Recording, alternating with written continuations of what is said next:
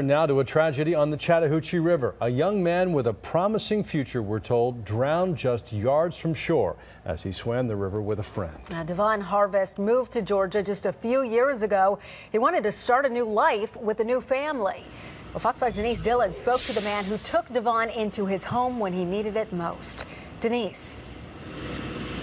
Yeah, this man really has an interesting story. He was just 20 years old. He had a rough childhood, but his whole life was turning around. The man who took Devon in and treated him like his own son says God will make something good come from his death. I loved him. I've cried a lot this weekend.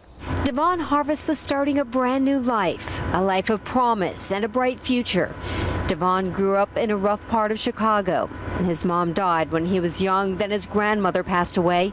He moved in with his aunt in Georgia. And that's where he met Scott Funk, a high school basketball referee who opened his home to him. For 2 years, Funk raised Devon like a son. He just needed somebody to believe in him. He needed somebody to love him and to someplace to call home. Devon was with a friend here at Gold Branch Park in Cobb County. They were swimming across the Chattahoochee when he went under. Dive teams searched the water and found his body the next day, just yards from shore. Scott says Devon was a strong swimmer, but the water was rough and cold. The temperature was only in the 40s. And he was a strong swimmer. Strong swimmer. It was the cold. It's a sad story, a young life ending so suddenly.